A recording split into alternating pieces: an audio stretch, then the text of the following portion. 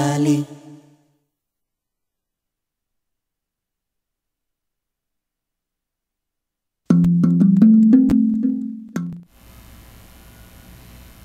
Muy buenos días, amigos de Conciencia Planetaria. Pues toca esta mañana hacer una remembranza de nuestra ceremonia de Fuego Nuevo.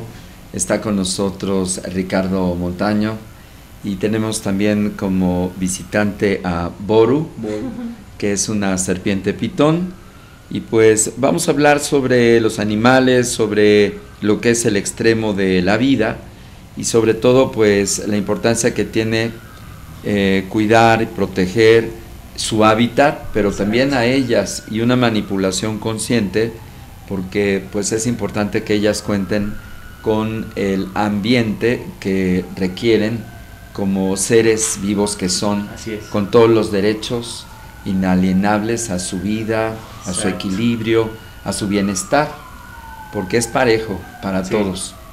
Y como siempre, Erika Valdivieso, muchas gracias. Esta mañana va a estar con nosotros también en Nueva Mujer, así que vamos a tener 2 horas de Erika, así que estamos contentos por ello.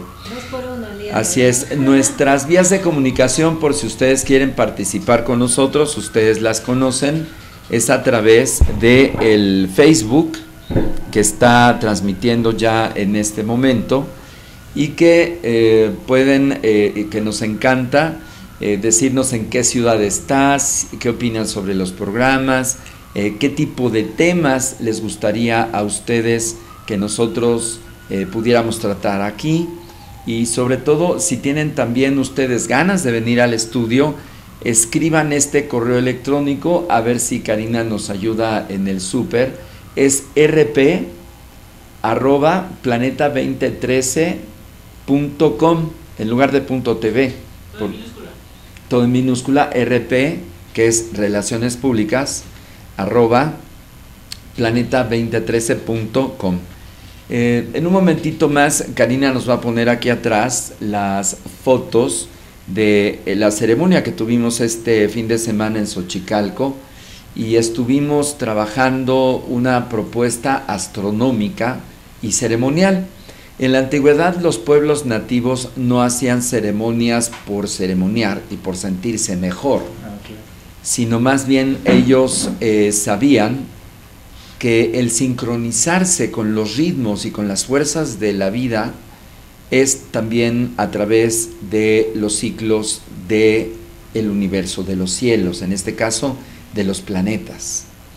Y entonces para efectos de lo más importante pues es ceremoniar con la luna, en luna llena, en luna nueva, en eclipses, obviamente, también en alineaciones, cuando los planetas hacen unas figuras geométricas, que en este caso es que estén muy cerca, se llaman conjunciones, o en alineaciones, cuando hay 3 o 4 planetas alineados. Y ellos eran muy estudiosos de estas características. De tal manera, se quiere ir para allá, no hay ningún problema. Se quiere ir con su tío, con su papá, con el papá de Boros. ¿Cuánto tiempo tiene de vida esta pitón? Tiene 9 años, ya es de las más grandes de la colección. 9 años. Sí. ¿Cuál es la vida promedio de esta especie? En vida libre de unos 12 a 15 años, pero bueno, si se mantienen en condiciones perfectas pueden llegar a arriba de los 20 años. 20 años. Así y es. bueno, los largos es dependiendo la especie. Así es. De hecho, las pitón son de las más largas. Sí, la especie más grande es el pitón reticulado. Así un pitón es. asiático llega a medir arriba de 6 metros y medio. Imagínense 7 metros. ustedes, 7 metros, se requieren casi 6 personas para Así es, manejarla. una persona por metro es lo ideal. Y como son pues buenos cazadores, estrangulan a sus presas. Exacto. Y en algunos casos se las tragan completos, Sí. los que son pequeñas especies, y los degluyen dentro de su sistema digestivo a lo largo de los días. Es increíble lo que ellos logran hacer. Y además otra de las características son ovíparas, que se reproducen a través del huevo, de los nidos, pero cambian de piel. Exacto. Es algo interesantísimo cómo pueden cambiar completamente la película, y esta capa que son reticulares, porque son como pequeñas, digamos, placas que se dominan escamas. Les sirve para regular su temperatura, pero también equilibrar la conexión que tengan con la humedad, con el frío, con el calor, es decir, es una capa térmica de alguna manera. Sí, más sensores. Sí, así es. Son sensores, son animales como reptiles de sangre fría, sí, y por lo tanto tienen un sistema muy distinto al nuestro. Bueno, son las características generales de los pitones, y lo que yo decía de la relación que tienen los pueblos originarios con la convergencia y armonía que se busca con el universo. Decíamos alineaciones planetarias, ahora menciono solsticios y equinoccios. Esto es Xochicalco y este es el juego de pelota. Okay. Resulta que el juego de pelota es una lucha entre dos fuerzas. Las fuerzas están representados por los equipos que comparten una pelota de caucho, se llama Tlaxco. En cada región usaron los términos lingüísticos que les son característicos a su región cultural.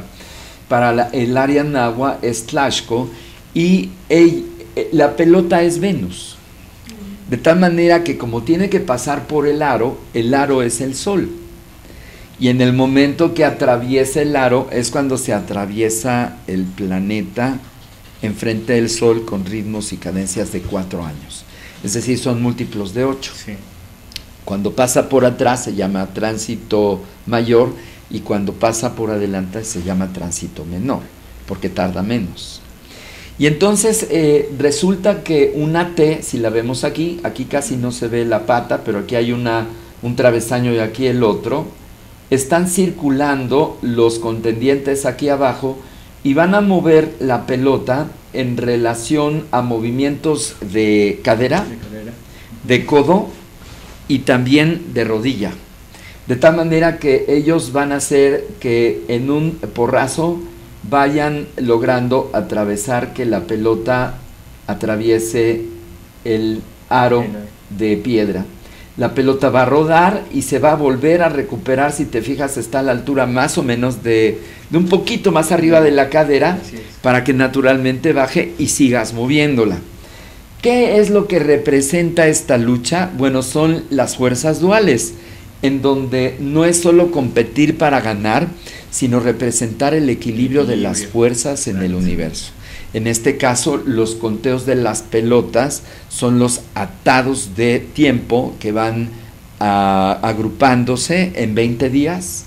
20 días por 13 paquetes son 260, y así empieza el acumulado hasta llegar al año, que son 18 veintenas, se sigue, porque 18 veintenas nos da 360, le faltan 5, el calendario civil, a diferencia del calendario religioso, hace ajustes con los bisiestos, porque siempre tenemos un cuarto de año más al año. Cuando tenemos 4, ya tenemos un día de más. Exacto. ¿Qué haces? Nosotros en el gregoriano quitamos un día, ellos no.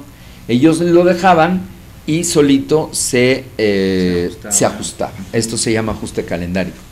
Entonces era extraordinaria la forma de poder construir sus ciudades en función de la celebración de estas fuerzas del universo que ellos representaban. Es más, construir sus edificaciones, el visitante, el héroe más importante eran las estrellas, en este caso las Pléyades y la estrella del norte, que es en donde no se mueve la bóveda, la polar, y el sol. Es decir, el sol era el personaje invitado en donde tú construyes un edificio para que vaya escalonando sus pasos en ascensión a la mitad del edificio. Sí. Y luego lo vas a ver cómo desciende del otro lado. Esto es increíble. Aquí vemos, por ejemplo, esta plaza, en donde este marcador, si tú te colocas aquí, tú ves la polar hacia el norte, porque la dirección de los edificios es norte-sur, oriente-poniente. Sí. Entonces el sol va a salir de acá, va a lograr un paso cenital que no da sombra y se va a ocultar del otro lado. Pero ¿por qué es tan importante el norte? Porque representa el regulador de la vida en el ocaso. Porque es el frío, el norte es el frío. Y mientras tú vas más hacia allá, permanece es un estado pasivo, que no representa la muerte solamente, sino el no cambio, y es la parte interior, la parte oscura. Entonces el norte siempre estaba relacionado con estos protocolos. Entonces hemos ido a recordar este momento de celebrar las Pléyades al cenit, porque están ahí 2 fechas, mayo y noviembre, cenitales, mayo de día con el sol al cenit, y en noviembre de noche están las Pléyades a medio cielo preciosas. Tuvimos una suerte en términos de que no llovió, tuvimos cielo despejado en la noche, medio nublado, y nos fuimos adentro del observatorio. Hay observatorios que fueron manejados hace más de 2000 años por los olmeca, por los mayas y por los nahuas teotihuacanos. En la pirámide del Sol, en una de las esquinas, que en este caso sería la esquina oriente-sur, está un observatorio. Tiene 4 metros, en este caso esta altura tiene 8, es decir, es el doble. Y la chimenea refleja la luz directa en el piso durante 250 días. Si tú haces los conteos, 260 días es el calendario que es el Tonalpohualli. Si tú le sumas otros ¿cuánto es 360 menos 260? 100. Entonces, unos 100 días no tenemos luz directa, sino nada más una luz que es indirecta, pero que ilumina la cueva. Todos estos edificios y todas estas propuestas arquitectónicas estaban relacionadas con la posibilidad de sincronizarse de manera correcta con las fuerzas de la naturaleza. Pues quiero agradecer al Instituto Nacional de Antropología y Historia que nos permitió trabajar ahí, al custodio que nos estuvo acompañando todo el tiempo, y sobre todo a los tatas que fueron acompañando este llamado para platicarnos sobre sus trabajos en relación a esta festividad que cumple ya 10 años. Este es el abuelo Tecpatecutli de Teotihuacán, un gran personaje que queremos mucho, muy amoroso, muy respetuoso, pero muy conocedor del Tonalpohualli, justamente, y él hace ceremonias en Teotihuacán. Entonces el hecho que ellos asistan no solamente le da fuerza, sino le da una representación seria a lo que se realiza, ¿no? También estuvo con nosotros Mexico, Franco Armenta. Tienes un pedacito de las fotografías de las conferencias dentro del recinto de la Hacienda de la Luna, en donde ellos, aquí está, por ejemplo, Jesús Fabián, y nos explicaba cómo fue el dedicarse 5 años antes del 2016 a darle una reactivación a la Huehuetlapalán, que son los edificios que están en Coatzacoalcos. Coatzacoalcos está construida la ciudad dentro de las afluentes del río Coatzacoalcos. Y es Coatzacoalcos el puerto y Minatitlán es la ciudad, y va de Minatitlán hacia Coatza el río. Pues resulta que esta ciudad de Minatitlán está representando una serpiente en sus edificios. Entonces es increíble cómo desde aquel 2016 Jesús Fabián dice: hey, las montañitas que ven aquí en las colonias aledañas no son montañitas, son montículos, que son edificios que se dedicaron a la observación, al cómputo y a la ceremonia de la vinculación con los ritmos de la naturaleza en la época de Quetzalcóatl. Así es. Entonces el hecho de acompañarlo y hacerse apoyar de otros investigadores como Frank Díaz y demás, dieron confirmaciones sobre la importancia que tiene el destacar estas zonas que fueron portentosos maquinarias para la armonización de los colectivos y de los individuos con las fuerzas de la naturaleza. Estamos hablando de hace 1000 años. En el 1050 estos personajes tuvieron un esplendor. Ya para el año 1000 había fenecido, es decir, había terminado Teotihuacán. Entonces estas regiones tenían una continuidad del gran esplendor teotihuacano que se acabó en el 700. Es decir, ya en el 800 había guerras, había un relajo, pero desde el año 200 antes de Cristo hasta el 600, Teotihuacán fue aglutinante. Fue un aglutinador de ciencia, de arte, de espiritualidad, de medicina, de lengua, de cultura, divididos en colegios, y generó un modelo. Este modelo persigue el desarrollo del ser humano en todos sus niveles, el paquete glandular biológico y el paquete neurológico de la energía de la conciencia. Entonces decíamos ayer que la conciencia está representada por la luz, en este caso el sol es el águila, que necesita maridarse y tener un hijo, es decir, un producto de esa unidad con la serpiente, que es la parte biológica y cultural. Esto en el pasado representaba la ondulación de la energía, que es lo que está haciendo la serpiente. Si vemos cómo se mueve, está ondulando. Y la energía que se coagula, que se condensa, es el agua. Y entonces ahí tienes las dos fuerzas, que es Tlaloc, y el Tlalocan es la cadera o el inframundo. Y el águila, que es Cuautli, en náhuatl, resulta ser la visión, porque el águila lo que tiene es, o como buen predador, donde tiene la visión, tiene la garra en la presa, ¿no? Entonces, esa asertividad, esa atención consciente, cuando se marida con el manejo consciente de los fluidos, ya la hiciste. Entonces te haces un hombre que tiene conocimiento, rostro y corazón. Así que es un conocimiento muy práctico, es un conocimiento evidente, científico, que hace personas mejores, así es, más armónicas. Es un conocimiento integral. Cuéntame sobre tu historia, por qué los reptiles, cómo se llama tu organización, qué es lo que vienes haciendo con este trabajo. Bueno, a mí desde niña me llamaba la atención gracias. Me llamaba la atención estos bichos raros, como les llaman muchas personas, sí. Y estudié veterinaria, me fui metiendo más a lo que es fauna silvestre y entonces empecé a tener estos animales como mascotas. Hace más de 20 años que inicié con la colección. Ajá. No existía por parte de Profepa o de Semarnat, que son las instancias que regulan. Hace 20 años, ¿no? No existía de esa regulación. Se podían tener muchos animales, la regulación había muchos agujeros negros, entonces hace aproximadamente 15 ya iniciaron los registros oficiales, las colecciones, y nos registramos como Tarántulas MX, porque mi pasión realmente era, en ese entonces eran las tarántulas. ¿Otro día te traes a las tarántulas? Claro que sí, entonces yo inicié con una pasión de tarántulas. Y las agarramos así aquí. Es. Venga. Y después ya hace 9 años, 10 años ya, empecé con las serpientes. Son animales que me llaman mucho la atención y además hacemos trabajo de divulgación, que realmente la finalidad de la colección, hacer pláticas escolares, montar exhibiciones, participar en eventos y enseñarle a la gente lo que estos animales valen en el ecosistema, porque no porque sean diferentes a nosotros o porque para nuestra Cuéntanos una historia, por ejemplo, en el ecosistema, ¿por qué son importantes las serpientes?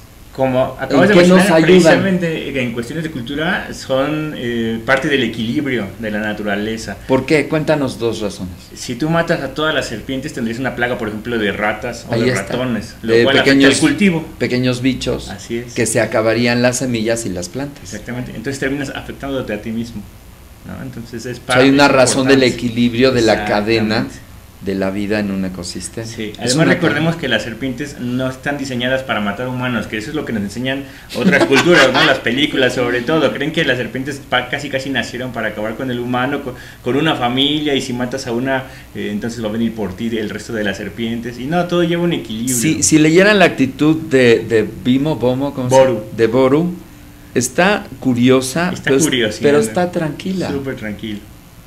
Está curiosa, está tranquilo el reptil, y esto habla que en realidad el que mete la adrenalina somos nosotros. Exacto. Ay, la serpiente. El depredador, el que siempre llega a molestar, el que llega a invadir es el humano. Ellos tienen el derecho, como decías al inicio, de coexistir con nosotros, y uno es el que llega, invade y destruye lo que hay alrededor. Su ecosistema, ¿no? Exacto. Entonces tú matas a este tipo de animales o los vas eliminando y vas permitiendo que existan otros que terminan siendo más plaga, porque aparte las serpientes no transmiten la misma cantidad de enfermedades que puede transmitir, por ejemplo, una rata o un ratón. Exacto. Sobre todo porque las enfermedades ni siquiera son compatibles. Exacto, ¿verdad? De hecho la única que podría ser compatible con el humano es la salmonela, y depende mucho de la alimentación y del cuidado que le des a la serpiente, pero estas están más sanas que yo incluso. Sí, de hecho yo los conocí hace como un mes en una feria. Así es. En un teatro donde de hecho estábamos promoviendo Madre Tierra, que bueno, es una gran banda, ya hablaremos después al respecto. Y bueno, yo estuve cargando a las serpientes, al principio te soy honesta, sí, me daba mucho respeto, pero ya una vez que las tienes encima o las tocas, realmente te generan confianza, porque no te hace, o sea, es un paradigma, ¿no? Es un temor implantado incluso desde la religión, sí, donde el mismo Jesús fue tentado por una serpiente, donde se representaba como pues el demonio. Pero básicamente la serpiente, lo que ya apuntamos, representa el manejo de la energía que fluye. Es cuestión de culturas. Y entonces hay dos posibilidades, que lo hagas intuitivo, claro, o que lo hagas en conocimiento. Claro. Y que lo uses para tu bien, sí, o lo uses para el mal. Así es. Entonces, de alguna manera, por eso tiene estas dos lecturas, pero su representación es el manejo de la energía, ve cómo ondula. Sí.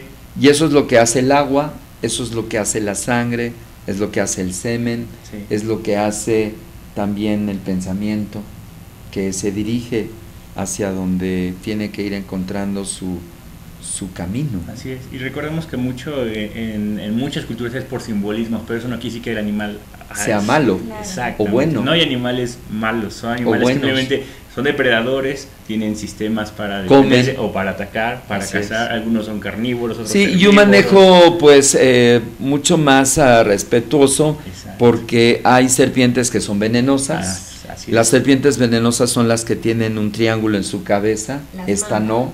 Así, sí, y claro que pueden morder. Sí, y tienen dientes, o sea, pero van a atacar simplemente porque se sienten agredidas, sí, o porque están sintiéndose amenazadas. Sí, o como cualquier animal, un día amanece de malas.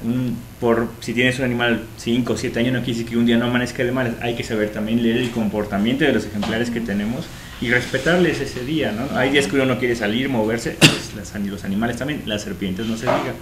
Entonces, ese día se respeta para ellos. Si nos das las actividades más importantes que persigue la organización que ustedes han fundado. Apoyar principalmente a la Secretaría de Medio Ambiente y a Profepa en cuestiones de decomiso y de asesorías de ejemplares que en ocasiones son comercializados ilegalmente. A veces no saben las personas ni lo que compran, entonces nos llaman y asesoramos en el tipo de serpiente o de algún otro reptil o tarántulas que están comercializando. Les damos un buen cuidado cuando se decomisan y después se regresa a Profepa y ellos deciden si se reintegra, si es que se sabe de dónde fueron extraídos, o si la libran, o se reubican. Así es, porque pues no se puede seguir ese comercio. ¿Qué pasó con esta línea de venta de animales de Matehuala, que es ahí por San Luis, que hace 20 años veíamos que estaban uno tras otro vendiendo, sí, de todo tipo de bichos?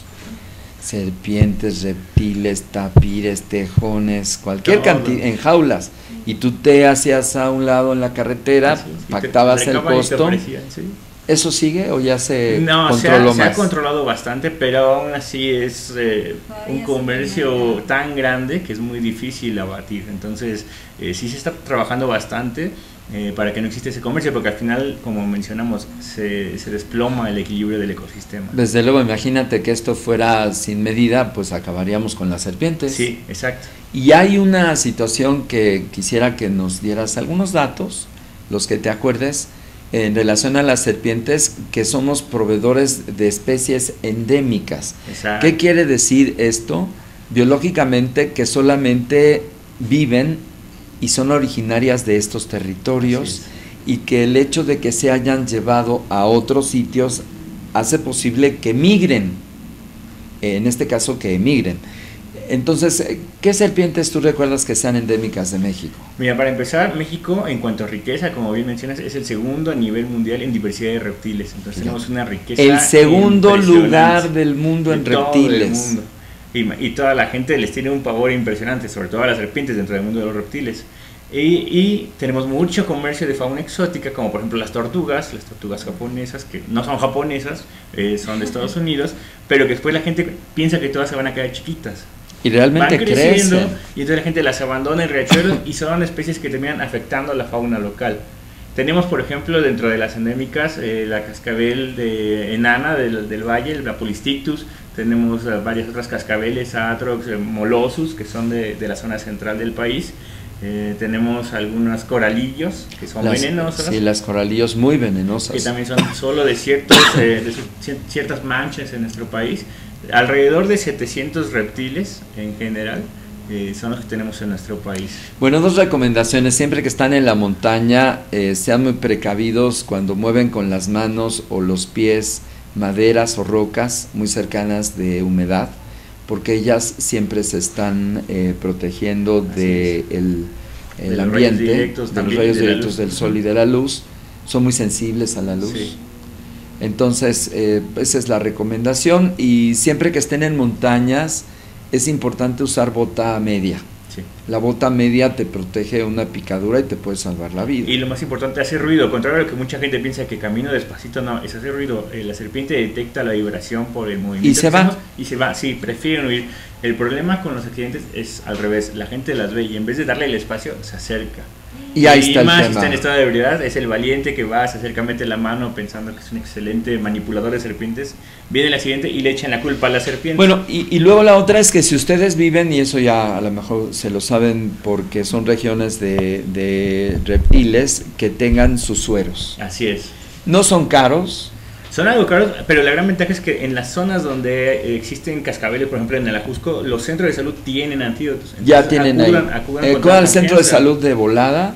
Exacto. Cuando empieza la situación, la neuropatía, que es de donde ataca, es el paro broncorespiratorio. En lugar de ser dilatación, se contrae a tal grado que empieza a dejar de pasar sangre y deja de haber problemas respiratorios. Sí.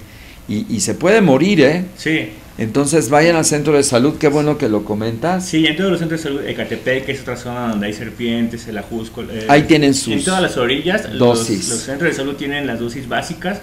De ahí, si no lo resuelven, los canalizan muy seguramente a la raza, que es donde está uno de los mejores centros de intoxicación. Ajá. Y el banco de antivenenos. Entonces ellos tienen acceso y se puede tratar con mucho más efectividad pero no lo trate de estabilizar usted, no le chupe. No, bueno, sí, puedes poner torniquete, ¿no? No es tan recomendable ya. Tampoco el torniquete. Lo ideal, fíjense qué importante. Contrario a lo que la gente haría, es estar lo más tranquilo posible, llamar al centro de salud o ir al centro de salud lo más llevar a la persona, meter al coche en taxi, no hacer torniquete, no hacer realmente no hacer succión tampoco. No, el veneno actúa tan rápido que cuando no es que se envenenen dos, sino que es tan rápida la acción del veneno que cuando la otra persona está succionando, el veneno ya no está ahí.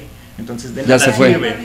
Lo mejor es estar tranquilo. Entonces no le haga al maje curandero. Exacto. No le haga su sonaja y su rezo. Mejor vaya al centro. Los antídotos son muy efectivos, a diferencia de los antiguos que tenían problemas con reacciones contra el secundarias y el caballo.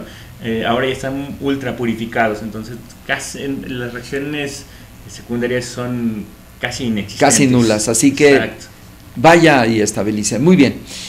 ¿Tus redes sociales para que los amigos den contigo? En Facebook nos encuentran como Mundos Extremos. Ajá. Y en YouTube tenemos un canal donde pueden ver alimentación y algunas entrevistas que hemos tenido que se llama Tarántulas MX. Todo en Tarántulas MX.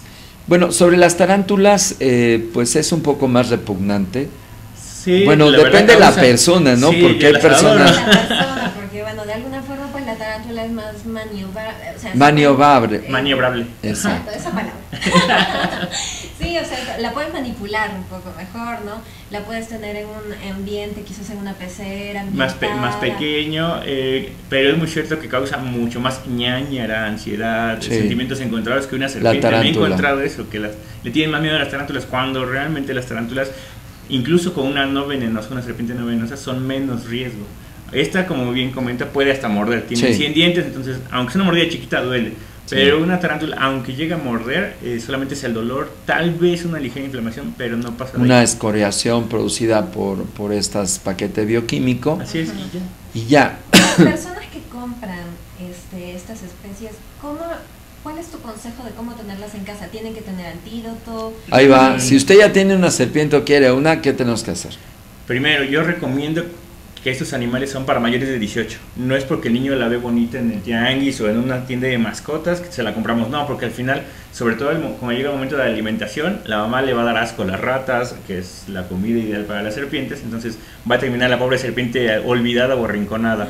Lo ideal es para una persona que esté consciente de lo que está adquiriendo y que se informe de la especie. El tamaño del terrario va de acuerdo a la serpiente. Si es una serpiente como esta, un pitón bola, un terrario mediano de no más de 1,5 metros de largo. A ver, ¿puedes localizar un terrario, Car? Para que lo ponga. Mira qué hermosa geometría. Esta Aguanta, es una serpiente aguanta. venenosa.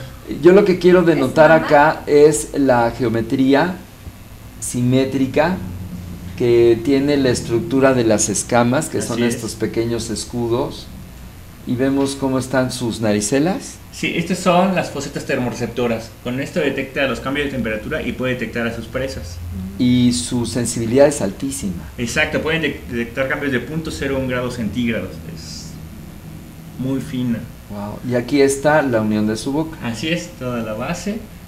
Los ojos son prácticamente ciegas. Ojos. Realmente las únicas especies que tienen buena visión son cobras y mambas, son las que tienen mejor visión. Las demás son prácticamente ciegas. O sea que leen sus estímulos más por la parte... Por las fosetas y nasal. La lengua que y la lengua es bípeda, recoge aromas es del perceptor. Ambiente, y lo mete en un órgano llamado órgano de Jacobson, que es como un CPU que analiza todos esos aromas. Aquí en la parte frontal del cerebro, que está interconectado con la lengua. Con la lengua. Entonces la lengua es un escáner. Exacto. Es un sensor. La gente piensa que pica porque tiene como puntitas, pero no, solo recoge, incluso a veces da hasta besitos con la lengua. A mí me dio besitos, Exacto, y lo que hace es recoger las partículas en el ambiente desde aroma. Las codifica ahí, en esta zona. Y ahí dice, aquí hay presas, o aquí no hay nada, o hay humanos, o estoy tranquilo. Es hermoso la geometría de los son animales, sí, también nuestra propia geometría, pero ahí vemos los componentes. Vamos a un terrario. Entonces, los terrarios. Sí, no es lo mismo comprar un pitón bola que un pitón burmés que puede llegar arriba de 6 metros. Entonces hay que tener cuidado también con el manejo. No es recomendable a veces especies tan grandes. Pero más importante que todo esto es la parte legal. Ahorita si uno mantiene animales que no están regulados, es cárcel, ni siquiera es multa y cárcel. Entonces, escucharon, entonces si te cae por lo que los vecinos de repente pasan la voz, ahí que hay alguien con una serpiente y llama, hay un numerito, exacto, hace una denuncia anónima, entonces viene la autoridad, revisa y es bote. Si no hay documentos, es bote. Otra cosa muy importante, estos animales no es igual que un perro que puedes andar paseando por la calle, ni siquiera las iguanas, que antes tradicionalmente había gente que salía con sus iguanas en el hombro, y hay muchas personas que les gusta traer la serpiente para presumir. Este tipo de animales exóticos no se pueden exhibir en público, ni siquiera andar paseando, si no es que tiene uno un permiso especial como colección para mover, ¿no? Exacto, y para mover estos animales en todo el territorio, que es lo que tiene la colección. Aquí está tu logo. Exactamente, es el logo de la colección. Ahí lo pueden ver en pantalla, mundos extremos, tarántulas y serpientes del mundo. Así es, entonces con este permiso sí podemos hacer este manejo y obviamente capacitar a las personas que nos apoyan para hacer el manejo, que tampoco es nada sencillo, sí se requiere bastante capacitación para hacer un manejo adecuado. Hay que cuidar, por ejemplo, que el animal no esté de malas para que no vaya a morder, que esté acostumbrado a que lo manipule. ¿Cómo identificas que está de malas? Algunos empiezan a bufar, empiezan a hacer que está de malas, otras empiezan a moverse demasiado. Muy inquietas. Se ponen muy inquietas, o incluso cuando están en el terrario y amanecieron de malas, los tocas para avisarles que lo vas a sacar, pero te avienta con el cuerpo, literal, así de no quiero, molesto, no me toques. A veces lo hacen como la primera opción de estoy molesto, ¿qué pasa aquí, no? Si uno lo sigue tocando, a veces se queda tranquilo, que dice que nada más como que avisó de ya te sentí. Ajá. Pero si lo sigue haciendo con insistencia, mejor no te haces. No es el día. Mano, exacto, porque te va a morder, está enojado. Tiene sus propios biorritmos. Exacto. Y habría días que no están en ese mood, en ese modo de recibir manipulación, que están tranquilos. Sí. Yo conocí a Sonia, que es un pitón albino. De hecho es la que se ve ahí en la foto. Sí, en la foto, es hermosa. Ella es Sonia. Sonia, un día vienes aquí al estudio. Es un pitón burmés, es una juvenil de apenas 3 años, ya está arriba de los 2,5 metros, pero es de las más dóciles que tengo en la colección. Es tranquila. Súper tranquila. No, y aparte yo veía como ella, de repente, pues terminabas de manipularla y después ella iba a su casita. Sí. ¿Me pasas mi cel para leer los mensajes? El otro, por favor. Y después también conocí a Byron. Sí, el pitón carpeta australiano. Pero él sí me hacía... Él se hacía soniditos. Él de manera natural bufa. Para otro animal eso podría ser que está enojado, pero en él es una característica. Entonces también hay que conocer a cada ejemplar, tiene su personalidad, por así llamarlo. Entonces el que bufa no quiere decir que esté mal. No siempre, depende del ejemplar específico. En el caso de Byron, todo el tiempo se la pasa bufando. Él cuando está enojado, empuja. Él es de los que empuja. Pero cuando bufa, quiere decir que todo está relajado. Entonces, señores, no compren especies para divertirse, no compren por comprar y entretenerse. Exacto. No va por ahí. La cuestión es una tenencia responsable de cualquier animal. No hablamos exclusivamente de tarántulas, serpientes, perros, gatos, canarios. Y cualquier especie, no solamente estamos hablando de serpientes, sino cualquier animalito en realidad tiene derechos de estar bien. Sí. Y si nosotros infringimos ese equilibrio, estamos causándole un daño. Exacto. Recordemos que uno es el que decide traerlo a casa. Entonces, la cuestión no es traerlo y encerrarlo, porque también es algo que se tiene como mito, que los encerramos. No, se le da todo. Y eso ya no se vale. El medio ambiente, exacto. ¿Cuánto tiempo se requiere para una capacitación de tener una serpiente? Lo ideal es que la persona se acerque con alguien que tenga conocimiento sobre la manipulación de estos ejemplares. Para orientarse. Para que se oriente y después de una pequeña plática sobre todo lo que puede pasar, todos los contras. Casi siempre lo que hacemos primero es espantar a la gente para que sepan a lo que se van a enfrentar, ¿no? Sí. Desde la alimentación. Mira esto, mira que puede pasar esto, puede pasar el otro. Si aún así ya la persona está convencida, entonces lo canalizamos con alguien que vende este tipo de ejemplares. Y que sepamos que también hace una venta responsable y de animales sanos. De los pitones que son esta especie, ¿cuándo es el periodo de muda? Cuando son pequeños pueden mudar cada mes y medio. Conforme van creciendo, este espacio entre mudas se va haciendo más grande. Hasta ser cada 4 o 5 meses. Y ya cuando son ejemplares adultos como Boru, que ya tiene 9 años, ya está mudando cada 8 meses o a veces cada año. El tiempo de reproducción y cómo ocurre. Ya cuando llega la madurez sexual, que aquí depende más de tamaños y pesos que por edad, sí. Por ejemplo, varía mucho. En él ya está listo para la reproducción. De hecho ya se le pasó porque ya está grande. En él sería como a los 3 años que lo hubiéramos reproducido, pero bueno, todavía tiene oportunidad. Sí. Se junta con la hembra, se le dan los parámetros adecuados de temperatura y humedad en estas temporadas, que es cuando inicia la temporada reproductiva, y después se espera la puesta de huevos. Aclarando, hay excepciones como en toda la naturaleza. ¿Cuántos huevos por hembra? Varía de unos 15 cuando es pobre la puesta hasta 45 o 50. 45. Sí. ¿Qué haces con esos 45? En vida libre, cuando son pequeños tienen muchos depredadores, entonces realmente les estás dando de comer a otros. Pero en cautiverio sí puedes voltear esa estadística y arriba de 35 pueden llegar a ser viables para mantenimiento. Muchos lo hacen pues precisamente para la comercialización, entonces mantienen ejemplares para hacer comercio, obviamente todo registrado, y se les dan los cuidados necesarios. Ya son colecciones bastante grandes o con años de experiencia sobre todo. En mi caso, por ejemplo, llevo 11 años, pero como lo mismo es divulgación, no hacemos reproducción, o sea, no es de que ya tengo los animales, ahora los reproduzco, como mucha gente que tiene perritos y entonces ahora quiero reproducirlos. No les pasa nada si no se reproducen, no se rompen, no. Dice no pasa nada. Gloria André desde Brasil. Hola Said, ¿cómo estás? ¿Cómo estás, André? Pues Brasil es una de las zonas más, ¿no? digamos, abundantes en términos de biodiversidad, tanto de todo tipo de bichos. Y también pues te mandamos un cariñito, Gloria. Fabiola Olvera, muchos saludos a Jay, a Rosa Sandoval y Flint, que ha estado con nosotros y que le gusta mucho la naturaleza de los animalitos. Flint, Matus, ay, la culebra si me muerde los pies. Claro que te los va a morder si las estás molestando. Exacto. Flint, pero no, para nada. Un abrazo a todos. Y bueno, ya nos quedan escasos, ¿qué será? ¿10 minutos? ¿7 minutos?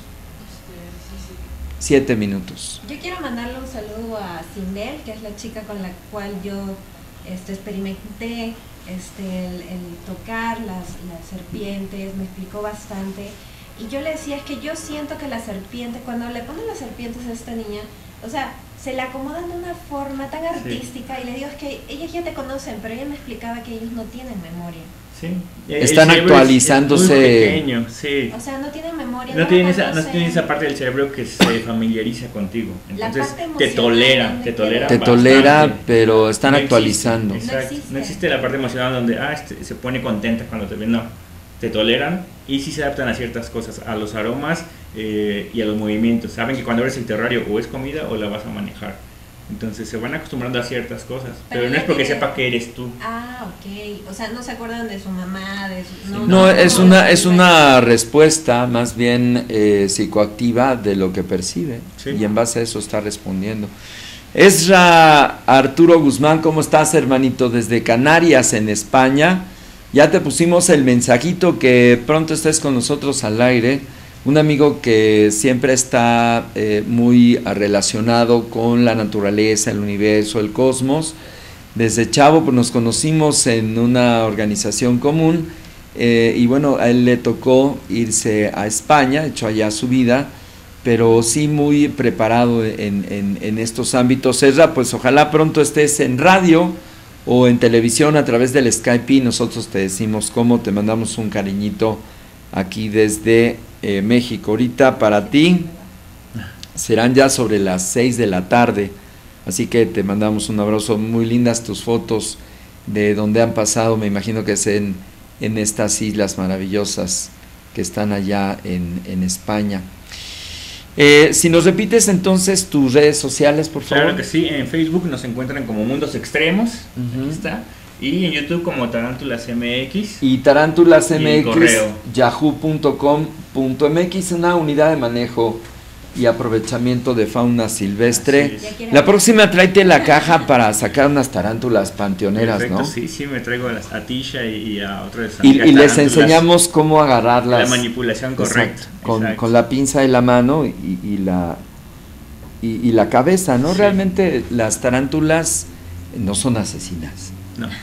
De hecho, lo pueden ver porque en todas las telenovelas, cuando se trata de matar a la heroína, usan una tarántula. Y yo digo, bueno, no van a usar un animal venenoso en vida libre como para realmente ponérselo a alguien, ¿no? Entonces, sí. Digo, para que vean que... Si acaso las tarántulas lo único que comen son mosquitos. Sí, son más especialistas en insectos, grillos, saltamontes, cucarachas. También son controladoras de plagas, al final son controladores. Entonces esto nos explica cómo es importante respetar la cadena de la biodiversidad. Exacto. De un hábitat donde uno se encadena al otro, sí. Y se van haciendo cadenas de vida. Exacto. Y se autorregulan. Sí. Pues esa es una forma. Y recuerda que México tiene ese tesoro de biodiversidad. Brasil, como comentaban, es muy rico y es el primer lugar en diversidad de tarántulas. México es el segundo, o sea que de tarántulas y reptiles somos el segundo. Tenemos una riqueza. De lo que tienes ahorita que puede considerarse una cosa rareza o un tesoro en tarántula, ¿cuál tienes? O sea, por ejemplo, la más grande que tienes. Goliat. La Goliat es... pues es una tarántula de las grandes. Es del Amazonas y es la más grande del mundo. El platón que tengan más grande en su casa, ahí cabe una Goliat. Son 30 centímetros del X-Pan, un zapato del número 9 o del número 10, por ahí más o menos. ¿Y tienes una de esas? Sí. Wow. Bueno, no te traigas esa. No, pero eso fíjate que no es lo más raro. Para muchos países de lo más raro son las especies nacionales, las exóticas, las endémicas, perdón. Son muy endémicas, acuérdense, de aquí. ¿Y de estas cuál tienes, de las raras? La más famosa a nivel mundial es la tarántula mexicana de rodillas rojas, que de hecho la que sale, por ejemplo, en la película de los tres huastecos, la que la maneja la tucita, es una Brachypelma smithii. Son muy traficadas precisamente por esta belleza que tienen, porque alcanzan un tamaño bastante respetable, más o menos. ¿Esa sí la puedes traer la próxima vez? Sí, la podemos traer y son muy tranquilas para el manejo. Pues ya la hicimos para ponérsela a Erika allí en el cuello, que esté caminando. Para que te camines suavemente. Me ha sucedido que, bueno, yo la verdad lo reconozco, tengo fobia a las arañas desde chiquita, pero un día decidí romper usualmente me gusta ese miedo, me gusta vencer los miedos, entonces dije, voy a crecer, y me metí a una, de hecho era de mascota. Me metía, era como una... El contacto con animales, sí, ¿no? Contacto con animales, se mete como en una cabina y te paran pasando animales. Entonces primero empiezas con el conejito, qué lindo, el pajarito, el lorito, y ya de repente vino de repente vienen los animales extraños. Y de repente ya cuando vino la tarántula, pues obviamente dije, ok, voy a respirar, ya estoy aquí. Y curiosamente era muy suave, pero muy suave, muy ligerita, y claro que empezó a caminar y yo aquí haciendo contacto, liberando todo el miedo hasta que se me subió el cabello. Sí. Entonces ya que se enterró mi cabello, yo estaba así de... ¿Y cómo la saco de aquí? Exacto, no, y aparte pues se me camufló porque ya ni la veía porque era como media marroncita, entonces yo así de... señorita. ¡Quítamela! Mira, un lema que tenemos en nuestra colección es que te llevamos del miedo a la fascinación. Claro. Mucha gente llega con eso, con miedos, con mitos, con fobias. Bueno, y psicológicamente se este asunto del manejo de la percepción diferente o diferenciada es lo que en psicología llamamos una ruta de cambio de percepción. Exacto. Y la verdad todo ocurre en la mente. Exacto. Entonces también suelo hacer terapia de fobias, y mis amigos o mis amigas que no están tranquilos, con un proceso de 3 o 4 sesiones, Sí. ¿se acabó? Sí, lo que Nos vamos a llamar pronto. Claro, sí, también hacemos Para- esas terapias con las tarántulas y con las serpientes, porque hay mucha gente que llega así. Hay personas que literalmente ven que dice serpiente y se sientan y lloran. Y fíjate, Hay cuando muchos tú dramas. revisas en una última terapia que asistí e hice, esta persona refería que la fobia a los bichos era por un sufrimiento que tuvo de niña con un suero en donde la forma del cable era Lo una recuerdo, serpiente. exacto. Entonces no es la serpiente en sí, sino lo que refiere en tu mente. Tú le cambias la dirección del referente y hoy está fascinada con los bichos. Y nada más por cambiar el referente. Sí. Entonces, no es que los bichos nos hagan algo malo, esa es la idea que genera nuestra mente. Entonces, nada más trabajando la huella o el origen, se rastrea, lo cambias y pum, se va la Exacto. fobia. Y simplemente reconocer que hay animales que sí pueden hacernos daño porque tienen veneno. Y porque aguas tienen con fuerza, eso, porque pero sí no se es su requiere finalidad. una manipulación. Exacto. Pero no quiere decir que están diseñados para matar humanos o que en su mente está el chip de vamos a acabar con la humanidad. No, simplemente se defienden, uno invade su terreno y pues ellos solamente se defienden. Lucy Torres desde Texcoco se unió a esta transmisión. Te mandamos un cariñito, Lucy. Gracias que nos sigues a través de esta transmisión del Face. Bueno, pues nos vamos. Ya pusimos el álbum de la ceremonia Fuego Nuevo, y le decimos nuevo porque en realidad hay que renovar Así es. esta conexión con nosotros, con este fuego interior. El fuego está en nuestro corazón, el fuego está en nuestro sacro, obviamente.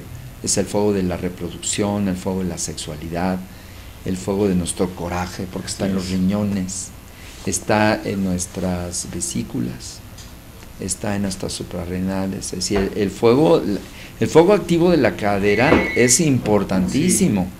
Y la gente que tiene poco carácter, ese fuego está Sí, apagado, pasivo. y cuando la gente está echada para adelante, pues ese fuego está bien, ¿no? Pero el fuego más interesante es el fuego de la cabeza, que es el entendimiento, el conocimiento, la visión, la creatividad, el lenguaje, la comprensión, poder ver. Sí, la Y ese visión. fuego también está. Entonces, ese fuego es precisamente un fluido, y ese fluido está relacionado, que tiene que maridarse con la serpiente, ¿no? Sí. El águila y la serpiente, eso es Quetzalcóatl, fíjate. Sí. Qué loco, ¿no? Sí. Tlaloc, Quetzalcóatl, son los dos grandes íconos desde hace más de 3000 años. Así Ahí es. está. Así que este asunto de tener esto negro en términos de la percepción de los animalitos, pues es un mal referente Exacto. con la vida que ellos expresan de una forma maravillosa. Y vean nada más su geometría, ¿no? Es increíble. No me saques la lengua, Sí. maleducado. Muy bien, pues ahí está. Muchas gracias a todos los que se unieron a JCOAT Relaciones Públicas. ¿Y quién vamos a tener contigo en el siguiente programa?